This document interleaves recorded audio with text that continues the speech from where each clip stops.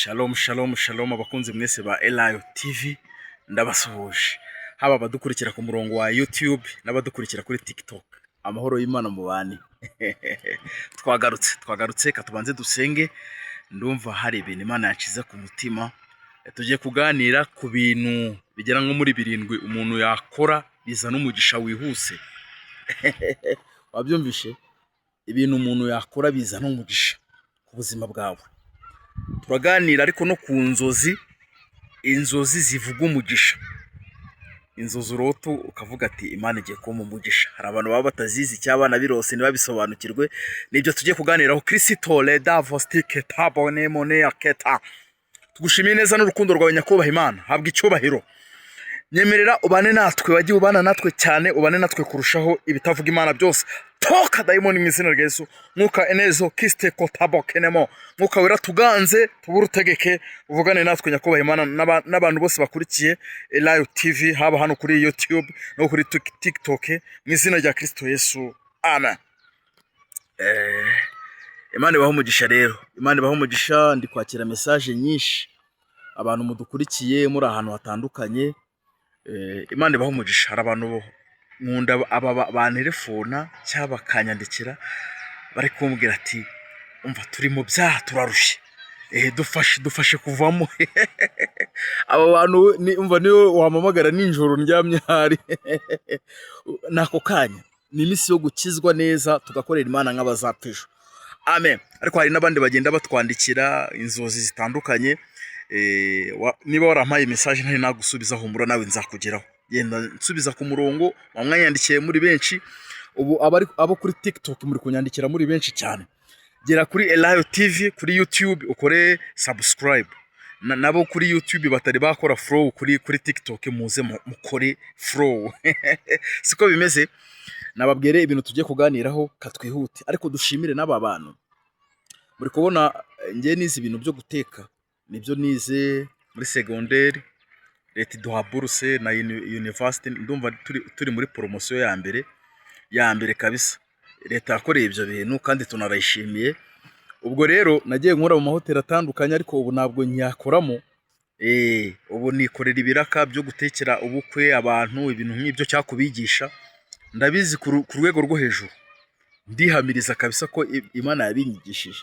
Nagize umugisha wo gukorana n'abashefu benshi bo hanze muri hoteli zikomeye hano mu Rwanda. Rero bagenda banyigisha, Imana nayo ikagenda kwigisha.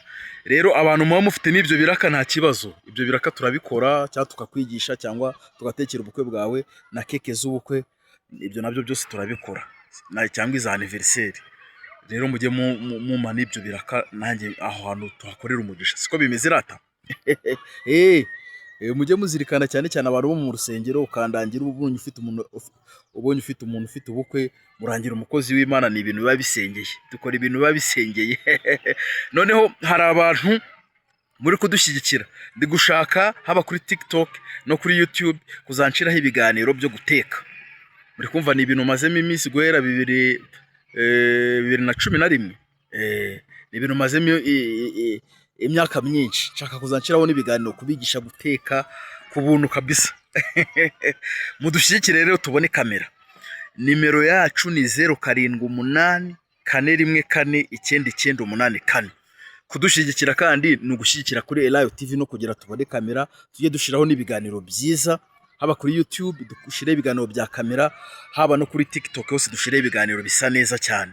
Dushyigikire guhera ku giceri cy'ijana uhereze kuri iyo nimero ibaruyeho Imana Karamadeo. Urabushyigikiye Elayo TV, mwe mudukunda, mushyigikira ibyo dukora, mushyigikira ibiganiro, mukavuga ati hano hantu narahatabariwe, hano hantu kuri Elayo TV nahaboneye ubuzima. Dushyigikire rero, ni igihe cyiza cyo kudushyigikira. Noneho amafaranga aba make. Hera ku giceri cy'ijana, 10, 20, 20, 30, 40, miliyoni. Ushobora no kugura iyo kamera ukayohereza. Hari abantu Imana yagiriye neza rega yahaye umugisha. Rero karibu kandi pe kadusabire n'abantu umugisha. Hari abantu batwereka ko turi kumwe nabo, bakagenda batwohereza ati mukozi w'Imana nkuguriye amazi, nkuguriye internet. No kure pe rwose aba bantu babohereje bitatu byabo. Imana ibahe umugisha 10,000 abarenzaho. Hari n'abohereza menshi. Imana ibahe umugisha. Imana ijye ibahe umugisha.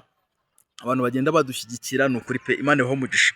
Kandi iyo ni imirimo y'abera, izibukwa imbere y'Imana, izibukwa. Imana ibahe umugisha. Katwihute rero, katwihute nk'uko nabibabwiye, turebe ibintu bizana umugisha. Kambivuge mu minota mike rwose, ibintu bizana umugisha. Muri Marake ibice bitatu, muri Marake ibice bitatu, ariko n'izo nzozi zose zivuga umugisha Imana ibigiye kuguha.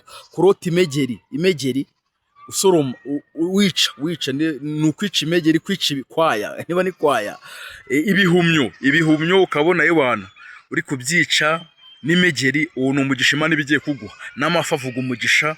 Noneho hari igihe ubona uri gusarura, nako ukabona ibintu by'ibihaza bitoshye, ibintu by'ibifuru kotabo, ibyo nabyo bivuga umugisha, bitoshye Imana iri kubigwa bitoshye bimeze neza. N'akavura kari kukunyagira gake cyane neza, uri kukagendamo umeze neza uryohewe, ako nako kavuga umugisha. Izo nizo zivuga umugisha rero. Ibi bintu bizana umugisha vuba ku buzima bwacu. Muri Maraki ibice bitatu, guhera ku murongo wa 8 haravuga mu ngeragereshe icya 10 n'amaturo. Uwiteka yabanje yashinja Abisiraheli uburyo hari ibintu bamwimye ngo mwanyimye icya 10 n'amaturo, ababwira n'uburyo ibyo bintu bishobora no kuzabazanira umuvumo.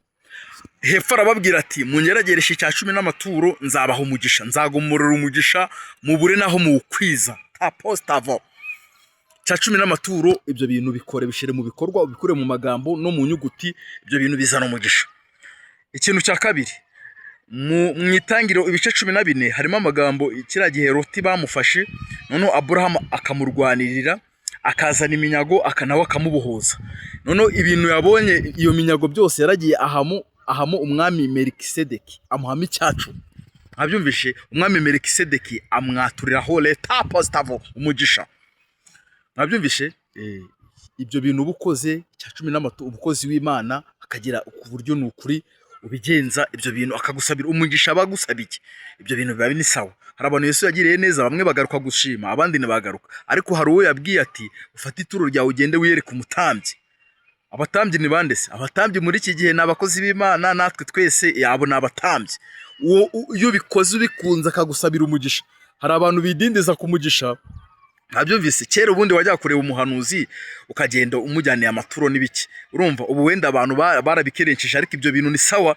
Ibyo bintu ni sawa, bituma bujya umuntu agusabira umugisha, akawugusabira umuvuye ku mutima. Tugomba gukurikiza ibintu byose Bibiliya itubwira. Nabyumvise ibyo bintu rero, ariko ntabwo nemeranya na babandi umwe ushobora kuguca amafaranga kugira agusengere. Oya, wocishamo akantu, nge ndabasengera nta mafaranga umpaye, impano naziherewe ku buntu. Nabyumvise, ariko ushobora kugira, niba hari mwasenze, hari ikintu Uwiteka yakoze rwose, icyo kintu ukizirikana, ni ikintu cyiza cyane. Rwose uvuga ati mukozi w'Imana bigenze gutya, nohereje aka kantu, ibyo bintu ni sava. Umugisha kwifurije burya uri muri Bibiliya uranditse. Hari ibindi bintu, amagambo ari muri Matayo, Matayo ibice 25 guhera ku murongo, muhere kuri za 15, muhera aho hose mugende musoma. Aho hari amagambo meza, uburyo ngo nari nshonje nimwansura, nari ndwaye nimwansura, nari nshonje nimwangaburira, nari mu nzu y'imbohe. Ibyo bintu byose ujye uzirikana gusura abantu bari mu nzu y'imbohe, abarwaye, abashonje. Ibyo bintu nabyo bizana umugisha. Zo pesta kotabonema bizana umugisha. Noneho hari ikindi kintu kizana, ukabona umwana yavuye mu ishuri ntiwamurihira, kandi Imana yaguhaye umugisha. Umuntu yambaye ubusa, umuntu araburara, nta n'akantu wamuha, kandi Imana yaguhaye ibitenge, yaguhaye iki, yaguhaye amafaranga, ni zero. Ni ugukorera kuri zero. Hari igihe n'ubu ufite Imana izawukwaka kubera ibiri kubona nta musaruro uyimariye. Ntabyumvise. Noneho no gukora mu gihe kitari cyo gukora, ibyo nabyo bizana umugisha. Ukabona nk'abantu bari kubaka urusengero, Imana yigeze kunyereka ahantu hamwe bari kubaka urusengero. Icyo gihe nari mfite udufaranga duke, Imana yavuga ati tanga aya mafaranga. Ndumva naratanze, ntabwo ari ngombwa ngo mbivuge, ndayatanga. Ariko icyo gihe Imana yampaye umugisha. Ibyo byose rero bizana umugisha, bikawugomorora. Imana ibahe umugisha. Nimero yanjye ni 078 414 998. Noneho tugira groupe tw'abanyamwuka dusengeraho, ibaho ibihe byiza. Nijoro saa 9 turabyuka tugasenga, niba ture haba hariho ibihe byiza by'ubuhamya. Umamagare ubundi tukwakire, n'abafite ibyifuzo bitandukanye, n'abafite inzozi, kuri iyo nimero murambona. Imana ibaho etapostavo, abantu basabiye umugisha mu izina rya Kristo Yesu. Amen.